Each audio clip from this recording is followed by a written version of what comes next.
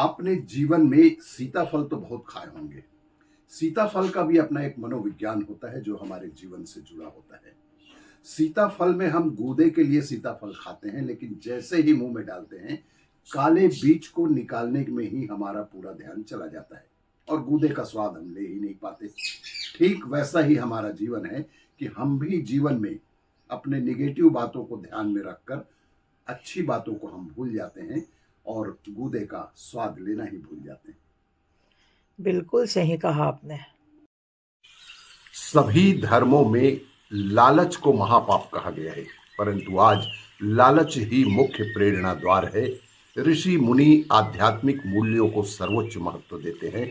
हिंदू धर्म के आध्यात्मिक मूल्यों का अनुक्रम है धर्म, अर्थ, काम तथा मोक्ष। अर्थ तथा काम सांसारिक मूल्य हैं, जबकि धर्म तथा मोक्ष आध्यात्मिक मूल्य हैं, परंतु धर्म का स्थान सर्वथा सबसे ऊपर है।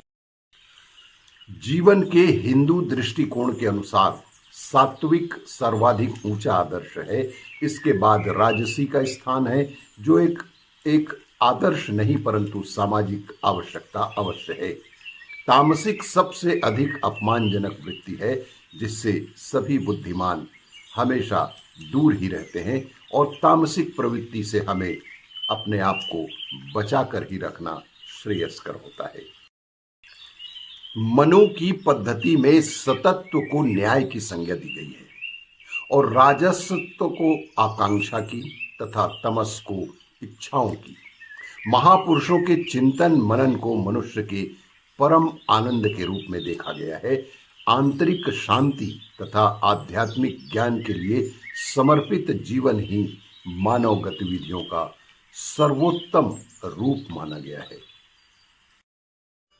जीवन में एक बात हमेशा ही ध्यान में रखें कि ऐसा व्यक्ति जो ये मानता है कि पैसा सब कुछ कर सकता है, उस पर यह संदेह भी किया जा सकता है कि वो व्यक्ति पैसों के लिए कुछ भी कर सकता है।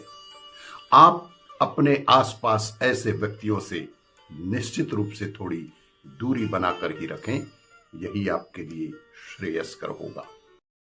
अरे, आपको यह जानकर बेहद आश्चर्य होगा कि मैंने अपने जीवन में गलतियों से ही बहुत कुछ सीखा है और इसीलिए मैंने फैसला कर लिया है कि मुझे जीवन में और भी बहुत कुछ सीखना है। गलतियां कर कर के सीखना है, गलतियां कर कर के सीखना है।